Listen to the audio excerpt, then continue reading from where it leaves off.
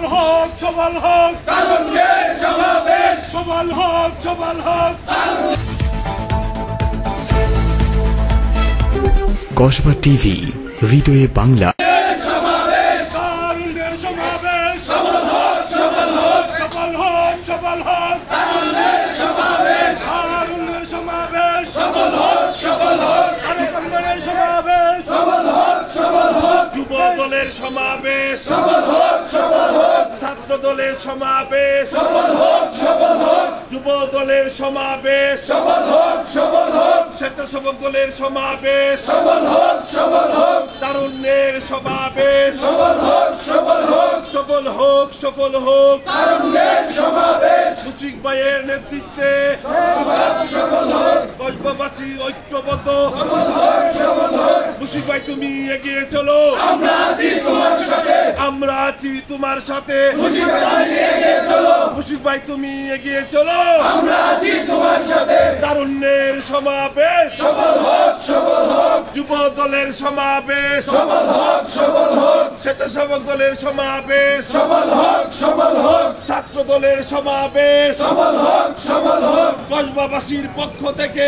লাল গোলাপ শুভেচ্ছা যুব দলের পক্ষ থেকে লাল গোলাপ শুভেচ্ছা স্বেচ্ছাসেবক দলের পক্ষ থেকে লাল গোলাপ শুভেচ্ছা ছাত্র দলের পক্ষ থেকে লাল গোলাপ শুভেচ্ছা। বিসমিল্লাহির রহমানির রহিম।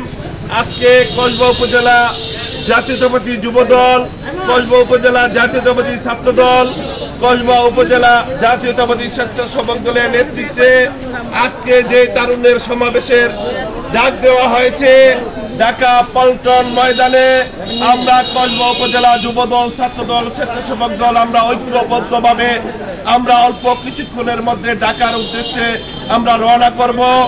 আমরা একটি বিরাট বড় গাড়ির বহন নিয়ে ইনশাল্লাহ আমরা সমাবেশস্থলে উপস্থিত হব এবং আমাদের নেতা জননেতা মুশফিকুর রহমানের পক্ষ থেকে তিনি আমাদেরকে ফোনে জানিয়েছেন তিনি চিকিৎসাধীন আছেন।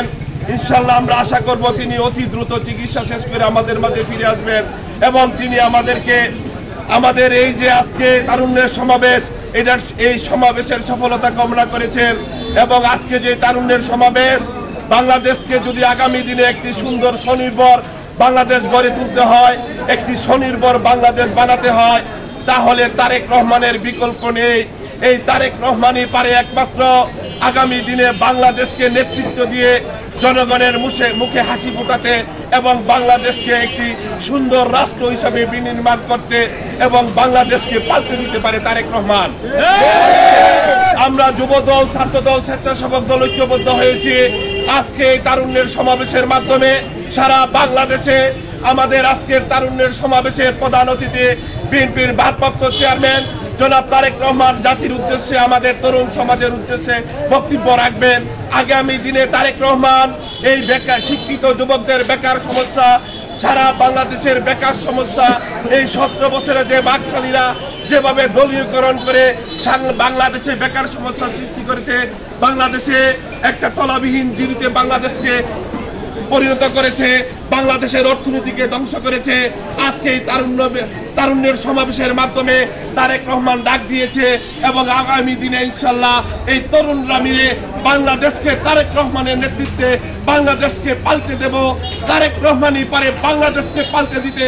আমরা সবাই সুন্দরভাবে আজকে যারা অংশগ্রহণ করেছেন সবাইকে আমরা কসবা উপজেলা যুব দল, স্বেচ্ছাসেবক দল, ছাত্র দলের পক্ষ থেকে ধন্যবাদ জানাই এবং সবাই আমরা সুন্দরভাবে পল্টন ময়দানের সমাবেশ সফল করে আমরা আবার সবাই এখান থেকে যেভাবে ঐক্যবদ্ধভাবে সবাই একসাথে রওনা দিয়েছি ইনশাল্লাহ ঢাকার সমাবেশ সফল করে আমরা সবাই একসাথে রওনা দেব এবং আমরা সবাই ঐক্যবদ্ধভাবে আবার আমরা আমাদের এলাকায় ফিরে আসব।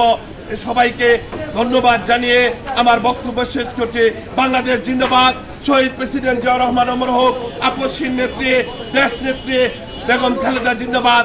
তারুণ্যের অহংকার, আগামী দিনের বাংলাদেশ। তারেক রহমান জিন্দাবাদ। জননেতা জনাব মুশফিকুর রহমান জিন্দাবাদ। ধন্যবাদ সবাইকে। আসসালামু আলাইকুম।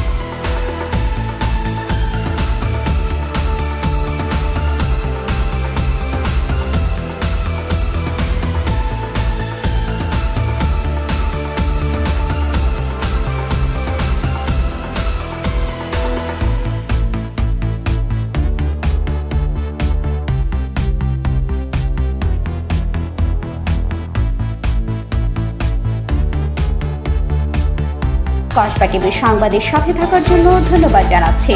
পরবর্তী সংবাদ পেতে আমাদের চ্যানেলটি সাবস্ক্রাইব করে রাখুন।